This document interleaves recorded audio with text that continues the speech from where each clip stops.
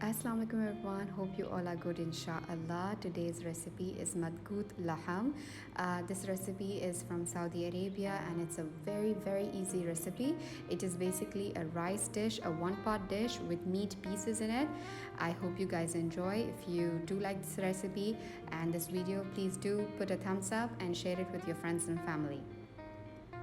So to start, in a pressure cooker, I have added around 1/4 cup of vegetable oil. To that, I'm adding 1 tablespoon of ghee.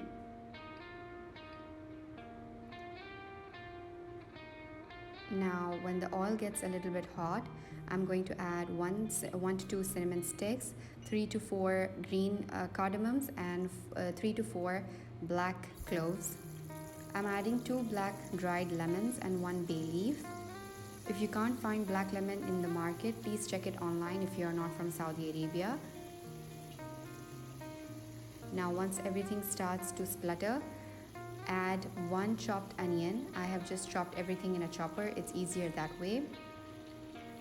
So 1 large onion, I just chopped it in a chopper, and I'm going to add that and I will saute everything well.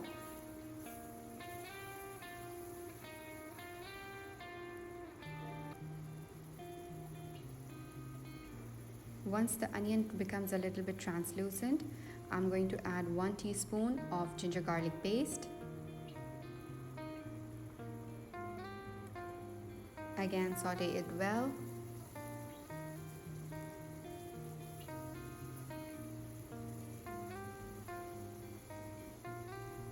There was just a big piece of onion that was left and it was kind of bothering me.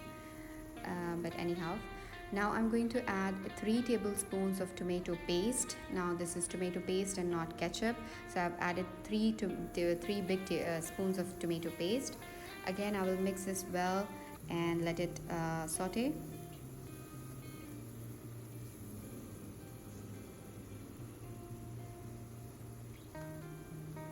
At this time, my flame is low to medium high.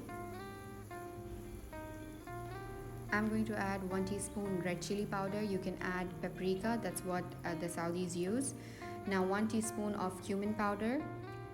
And this is the Kabsa spices that I'm using. This is not a must, but if you have it, it's very good. You can also use any kind of Arabic spices, mandi spices as well. So I'm using 1 tablespoon of this Kabsa spices and 1 tablespoon of curry powder. My brand, the one I'm using, I think it's from Mehran. And I'm going to saute the spices really well. At this point, my flame was around low so that I don't burn the spices. Now I'm going to add 2 chopped tomatoes. Again, I just chopped them in the chopper with no water. Saute everything really well. I'm going to add 1 Maggi cube. If you don't have Maggi cube, you can add 1 teaspoon of chicken powder, just for that extra flavor and aroma. Mix everything well, and I'm using small to medium sized pieces of 400 grams of mutton. You can either use big mutton chunks or you can even use small pieces like I'm doing here. So this is around 400 grams of mutton pieces. Mix everything really well and add around 2 cups of water till the mutton is completely soaked inside the water. Now pressure cook this for 5 to 6 whistles or 30 minutes, and once it's done, it should look like this. At this point, the mutton should be fork tender, 100% cooked, and your house should be smelling amazing, inshallah. This is how it should be looking. Now I'm going to transfer this to a pot in which I can serve, or in which I can cook further. So I'm just going to transfer everything in here. I will add some salt. I think I will need around 2 to 3 teaspoons of salt in this. So I'm going to add that. You can add salt per your taste. Now I had soaked 2 cups of basmati rice, so I'm going to add that. washed and soaked this for like 30 minutes, and now I'm going to add that. I'm just going to add the rice in here.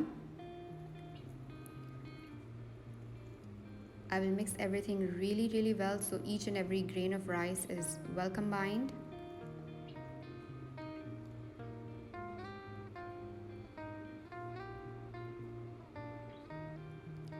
I'm going to add water, but the rule is to add water just 1 inch above the rice.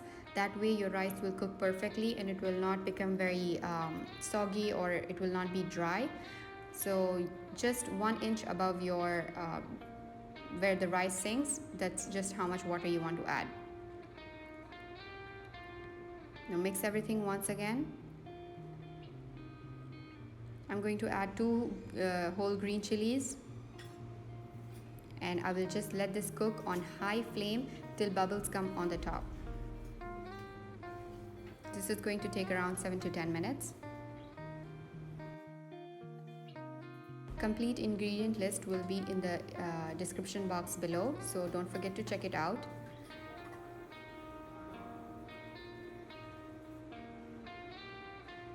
Just like that, once the bubbles start coming on top, gently move and mix the rice so that the bottom rice don't stick there and everything is like well coated and well combined. Once the bubbles come on top, I'm going to close the lid and keep this on simmer for about 10 to 15 minutes. After it's done, just open it, use a fork to fluff the rice up, and this is how your rice should look. And I had some guests coming over, some near family members, so I served this with fattoush, some tahina sauce, some red salsa. If you would like to see the recipes of those, comment down below. I really hope you try this recipe. It's a favorite of mine. It will really turn out good, inshallah. Your guests will love it, you will love it.